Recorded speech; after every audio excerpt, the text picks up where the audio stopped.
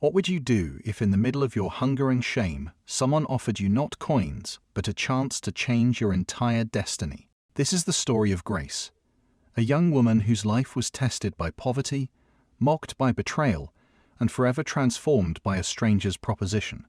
Grace was 25, but the street had aged her faster than time itself. Each day she stood by the roadside with a cracked plastic bowl, begging strangers for enough to survive. Cars roared past, shoes hurried by, and eyes refused to meet hers. To most, she was invisible. To Grace, survival was her only dream. Her voice was weak that afternoon as she whispered, "Please, sir, anything I haven't eaten today." The man in the suit didn't even look at her. Shame bit deep into her chest, but she blinked away the tears. Crying never filled an empty stomach. Then she noticed him.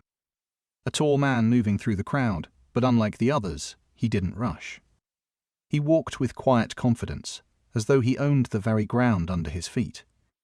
Grace looked away. Quickly, rich men often used beggars for mockery, and she had endured enough insults for one lifetime. That the man stopped in front of her. His voice was calm, almost gentle. "What is your name?" She raised her eyes slowly.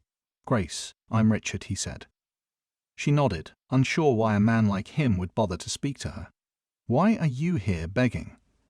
Richard asked. Her throat tightened. "Because I have nothing, sir. I'm hungry. I have no family to help me. I beg so I can eat." Richard studied her for a long moment. Then, instead of handing her coins, he asked quietly, "How much money do you really need?" Grace looked down at her bowl. Normally, she would whisper a small amount, enough for bread. But something in his eyes made her bolder. "I need a lot, sir, more than coins. I want enough to change my life." A faint smile touched his lips. "I like your honesty. Then listen. If you truly need a lot, why don't you be my girlfriend for 1 month? Grace froze. She thought she had misheard him. "What?" I said. "Be my girlfriend for 1 month." Her heart pounded with suspicion. "Sir, is this a joke? I beg for food here, not to play games." "It's no joke," Richard said. "My family is planning a grand celebration. Every son must come with a wife or girlfriend. I don't have one. If I go alone, my mother will be furious. I need someone to act as my girlfriend for 1 month. Grace frowned. "And you choose me? Why?" "Because you need money, and I need someone simple," Richard replied. "The wealthy girls I know will only try to trap me. You won't. You only want money, not my inheritance. That makes you perfect." Her heartbeat quickened. "And what if your family finds out the truth? What if I fail?" "You won't fail," Richard said firmly. "I will guide you. Just be bold. Speak with confidence, and no one will doubt you." Silence stretched. Desperation wrestled with fear. Finally, Grace whispered, "If you pay me well, deal." Richard smiled. "Good. Tomorrow, come to my house. Here is my address." Grace clutched her cracked bowl tighter. Just minutes ago she had begged for scraps, and now she had agreed to pretend to be a billionaire's girlfriend. But fate had another test waiting, because suddenly loud mocking laughter echoed across the street. Grace turned and her breath caught in her chest. It was Daniel, her ex-boyfriend, the man she had once trusted with her heart. His arm was wrapped proudly around a tall, elegant woman. When his eyes fell on Grace, he laughed again, louder, so everyone nearby could hear. "So this is where you are now, Grace," he jeered. Still begging by the roadside like a lost child. The woman at his side smirked and whispered something into his ear. Daniel burst into louder laughter, enjoying the spectacle. Grace's chest tightened, but she refused to look away. "Daniel," she said steadily, "is this how you greet me after all these months?" Daniel shook his head in mock pity. Grace, you see why I left you? Look at yourself. Dirty clothes, empty hands, begging strangers for coins. What kind of future could I have had with you? I needed a woman who matches my dreams, not someone who drags me down. This is Sophia. She is beautiful, classy, educated and from a wealthy family. everything you could never be. Anger burned inside Grace, but she did not let it show as weakness. She lifted her chin. So you left me because I was poor? Yes, Daniel said proudly. I left you because you had nothing. Now I have someone better. Grace's voice sharpened. No, Daniel. You didn't leave me because I was poor. You left me because you are weak. You cannot stand beside a woman who struggles, but refuses to give up. You hide behind a woman's wealth because you have none of your own. You are not a man, you are a coward. His smile vanished. Grace took a step closer, fire in her eyes. And you, Sophia, don't laugh too much. The same man who left me will one day leave you. When he finds someone richer, he will throw you aside like old clothes. A man who betrays once will betray again. So enjoy your moment while it lasts. Sophia gasped, her cheeks burning red. Words failed her. Grace turned away, her dignity intact, though her heart was heavy. She whispered to herself, I may be poor today, but tomorrow will be different. My story is not finished. That night, the city air was cooler. Richard walked down a quiet street after buying drinks from a small shop. He sometimes liked to move among ordinary people, away from the glitter of wealth. Then he saw her Grace, sitting alone on a piece of cardboard near a corner shop. Grace, he called. She lifted her head in surprise. Sir, what are you doing here this late? Richard asked, stepping closer. Her eyes dropped. Because I have no house. I sleep here. I lost the address you gave me. Richard stared at her, stunned. You mean you sleep here every night? Yes, she whispered. I have nowhere else to go. Richard's jaw tightened. My God, Grace, you should have told me. She gave a sad smile. What difference would it make? Nobody cares. This is my life. But Richard shook his head. No, not tonight. Not while I'm here. You are not sleeping on the street again. Get up. You're coming with me. Grace shook her head quickly. No, sir, I cannot. People like me don't belong in your world. What will your family say if they see me? Don't worry about my family, Richard said firmly. I live alone in my own house. No one will trouble you there. Get up. Something in his voice made her believe him. She stood slowly and followed him. Soon his driver pulled up, and they drove into a mansion that stole Grace's breath. Welcome to my home, Richard said as they entered. Grace whispered, This is like heaven. For the next month, this is your home, Richard replied. Before Grace could answer, the sound of heels echoed across the hall. A woman appeared from the shadows, her eyes locked on Richard. Richard, she said sharply, did you really think I wouldn't hear the news? Your mother asked you to bring home a wife, didn't she? Well, here I am. Richard's face darkened. Victoria, I told you never to come here again. Grace's breath caught.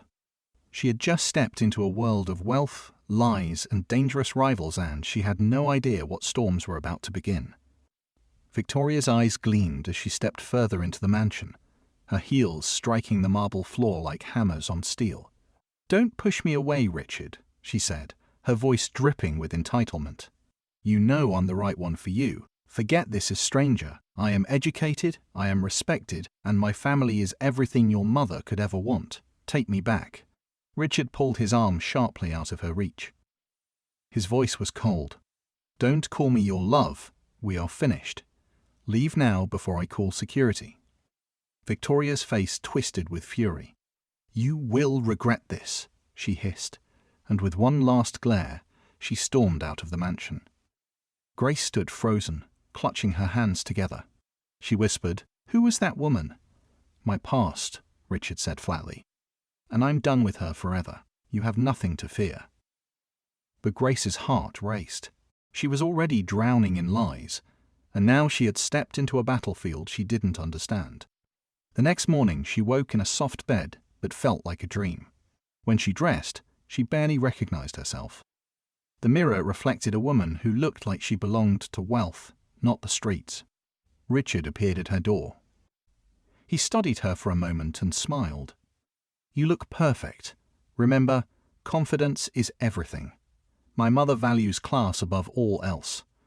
Speak like someone who knows her father owns gates, and she will believe you.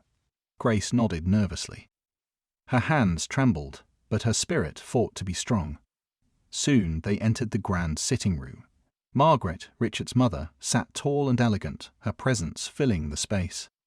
She studied Grace with sharp eyes that saw more than clothes could hide.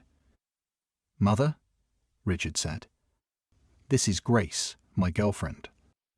Grace bent slightly. "Good morning, Ma." Margaret's lips curved into a smile. She reached to take Grace's hand.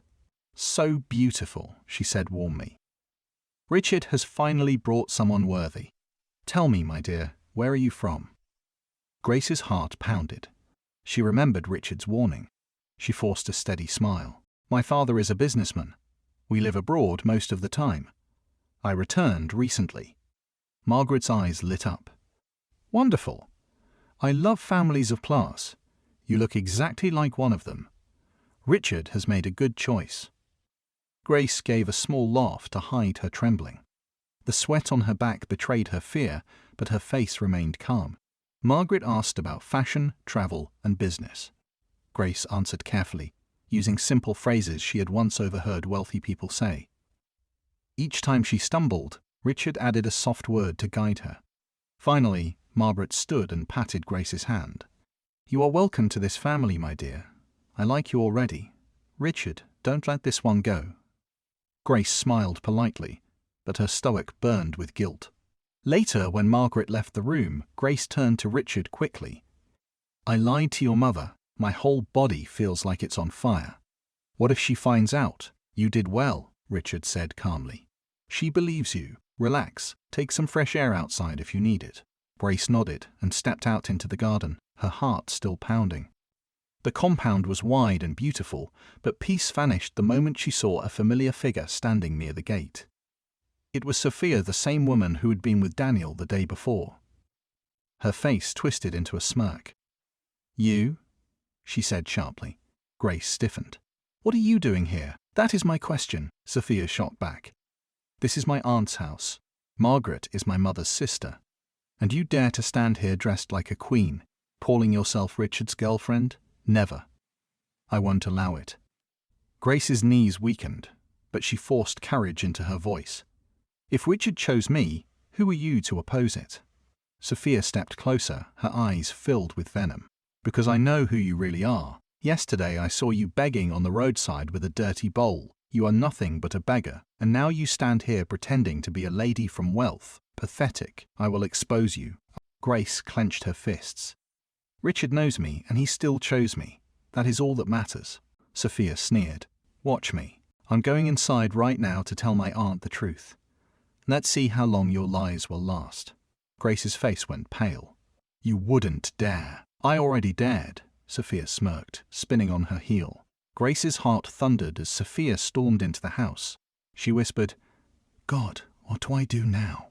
Moments later, Sophia stood before Margaret. "Aunt," she said, her voice sharp with triumph, "do you know who that girl really is? She is no daughter of wealth. She is a liar. Yesterday I saw her with my own eyes begging on the street for food." Margaret froze. Her smile faded. Slowly, she turned to Grace. "Is this true?" Grace's lips trembled. Sophia cut her off.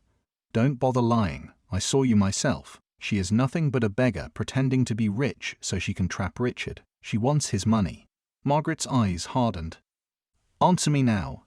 Who are you really?" Tears filled Grace's eyes. She lowered her head. "I am sorry. I only wanted a chance. I am not from a wealthy family. I live on the street." Silence fell heavy in the room. Then Margaret exploded. "What nonsense! How dare you come into my house with lies? How dare you deceive me? Get out! I will not allow a street beggar to shame my family. Stay away from me and stay away from my son forever." "Please, Ma," Grace whispered. But Margaret's face was like stone. Sophia smiled in victory as Grace gathered herself and walked toward the door, her heart breaking with every step. At that very moment, Richard entered the room. He looked around sharply. Where is Grace?" "She's gone," Margaret said flatly. Richard frowned. "Gone? What do you mean, gone?" "I sent her away," his mother replied. "She is a liar. Sophia told me the truth. She is a beggar pretending to be rich. I will not allow her near this family again." For a few seconds, Richard stood frozen, his chest heaving. Then his voice came low and dangerous. "You threw her out without even telling me. I protected you," Margaret said firmly. "She is beneath you. We marry equals, not street beggars." Something broke inside Richard. His voice rose. "So because she is not wealthy, she is not worthy? You talk about respect, but you gave her none. You speak of class, but you showed none. You judged her without even knowing her heart." Sophia folded her arms smugly, but Richard turned on her like fire. "And you think you've won. But remember this. A man who left one woman for wealth will leave another for more wealth. The day Daniel finds someone richer, he will drop you like dust. Don't come crying when it happens." Sophia's smile vanished. Her lips trembled, but no words came out. Richard's jaw set hard. He looked at his mother one last time. "I will find Grace, and if you cannot accept her, then prepare to lose me." With that, he stormed out of the house, fury in his steps. On the quiet road ahead, he saw her Grace, walking slowly with a small bag in her hand, her shoulders shaking as she wept. Richard pressed the brake, jumped out of his car, and ran to her. "Grace!" She turned, her face pale, her eyes swollen from tears. "I don't belong here, Richard," she said in a broken voice. "Your mother is right. I am poor. I am nothing. I will only bring shame to you. Let me go." Richard shook his head fiercely. "Never. Not when I found you. Not when I've fallen in love with you." Grace froze. What did you just say?" "I said I love you, Grace. From the very first day, I thought it was pity. But no, it was love. Real love. You are strong, you are bold. You are real. Money does not make a person valuable. Character does.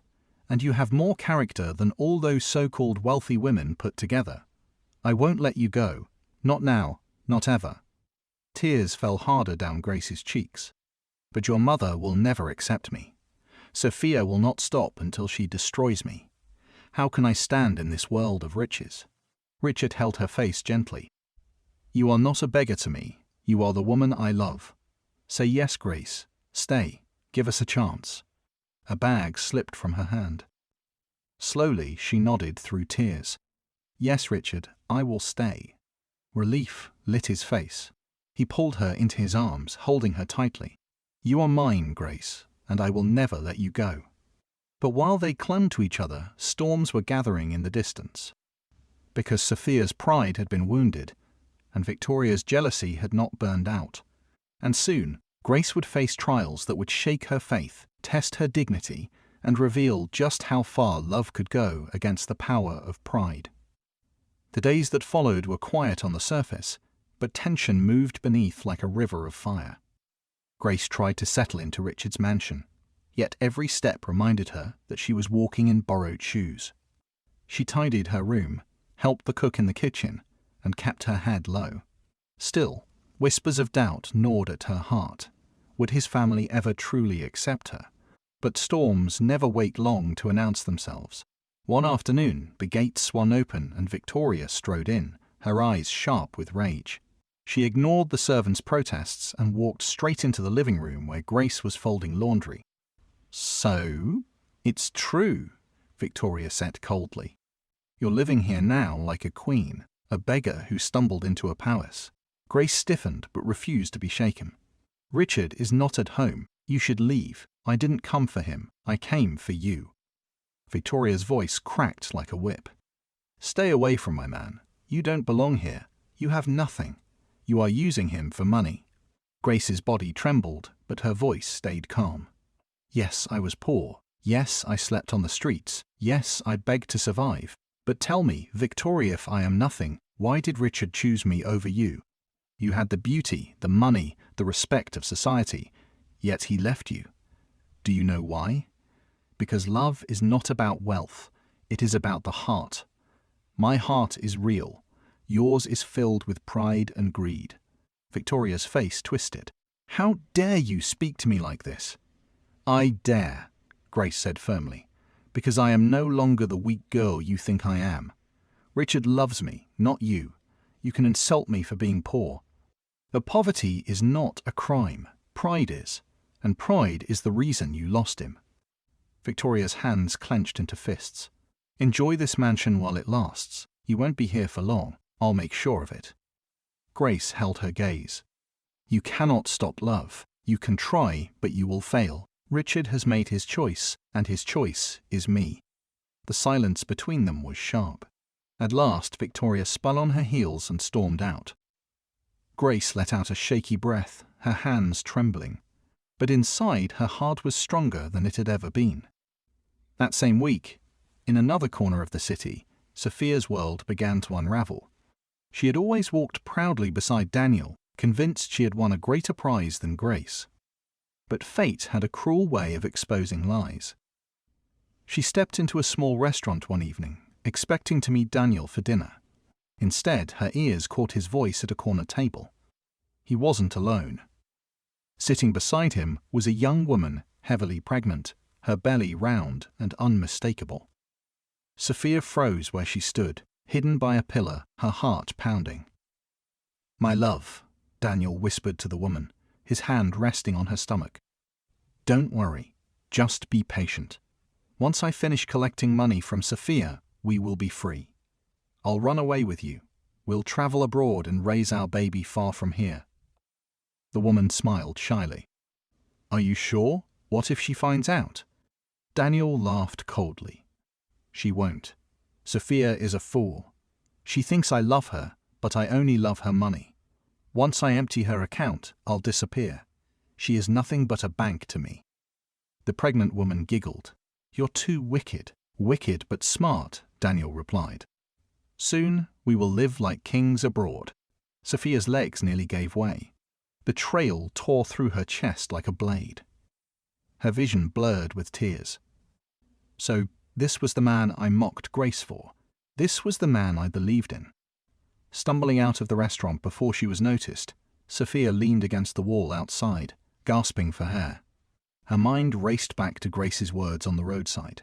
"The same man who left me will one day leave you too." She covered her face with trembling hands. Grace was right. All along, she was right. But grief soon hardened into rage. Daniel had made her a fool, but she would not allow him to walk away unpunished. By the next week, her bitterness had bloomed into something darker. One evening, she bribed a delivery man who often brought Daniel's favorite food. With an envelope of cash, she whispered her instructions. "Do exactly as I say. Make sure this reaches him." That night, Daniel and his pregnant lover laughed together as they opened the box of food. Minutes later, laughter turned to choking. The woman clutched her stomach. Daniel collapsed beside her, his eyes wide with horror. Within minutes, both were gone. The police investigation was swift. The delivery man was caught, and under pressure, he confessed everything. Sophia's plot was exposed. She was arrested, tried, and sentenced to life imprisonment for murder. Her pride, her mockery, her jealousy, everything had destroyed her. Back in Richard's mansion, the atmosphere was heavy with silence. Margaret had not spoken warmly to her son since Grace was sent away and returned. But everything changed when Edward, Richard's father, came home from months of treatment abroad.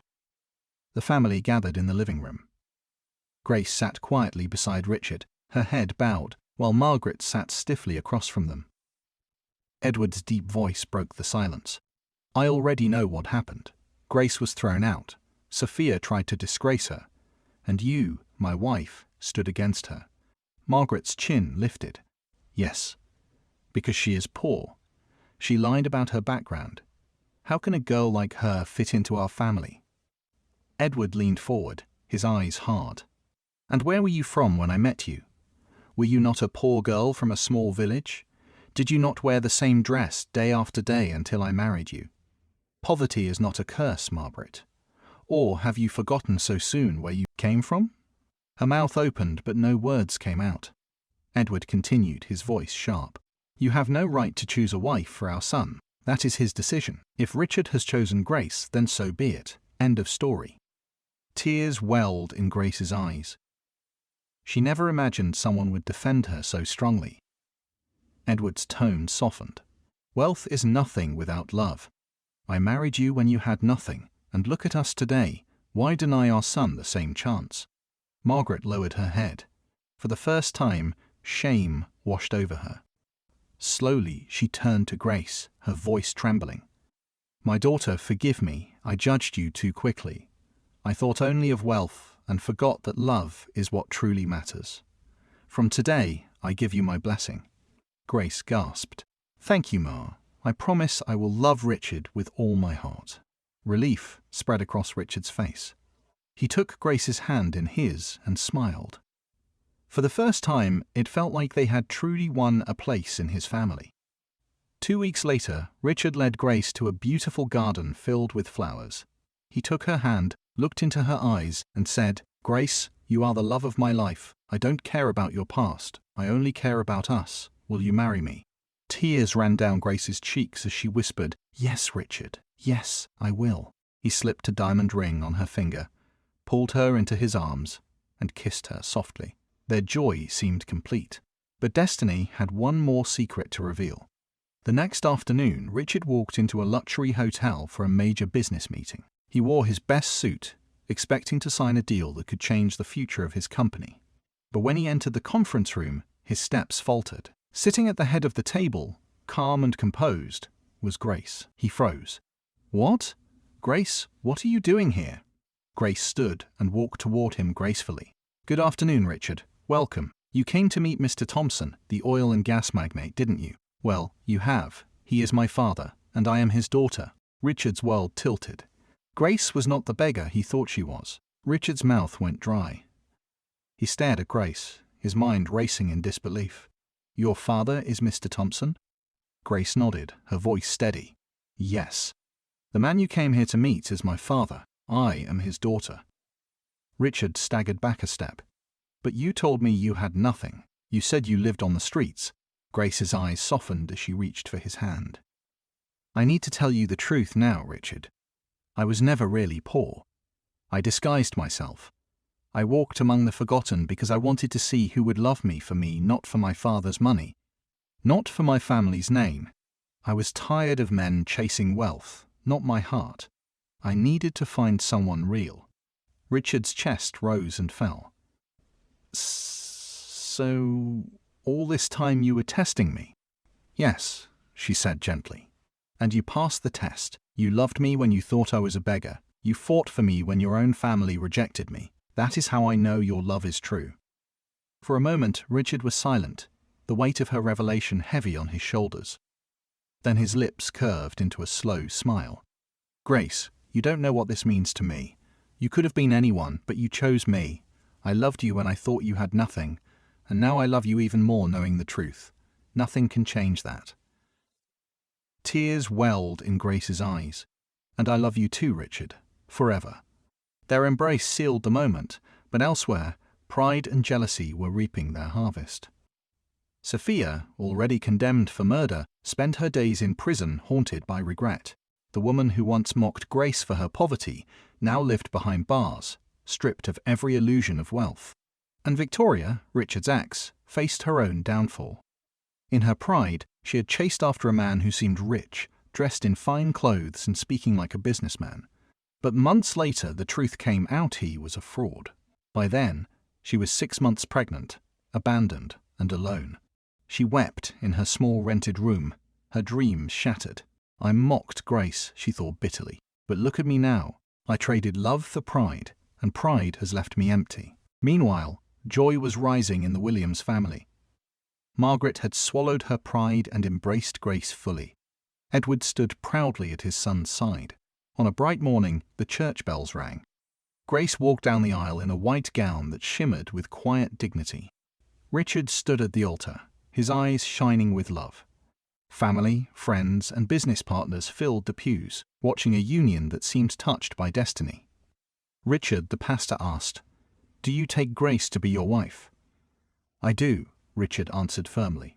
"Grace, Do you take Richard to be your husband?" "I do," she whispered, tears streaming down her cheeks. "By the authority given to me, I now pronounce you husband and wife. You may kiss the bride." Cheers filled the church as Richard kissed Grace tenderly. Their love had survived scorn, betrayal, lies, and test sand. Now it stood unshakable. At the reception, Richard raised his glass and spoke from his heart. "Love is not about wealth or class. Love is about the heart. I loved Grace when I thought she had nothing. And today I love her even more, knowing the truth. May our story remind you all never to judge a person by appearance, but by the strength of their character." The guests clapped and cheered, and Grace leaned against him with a smile of peace.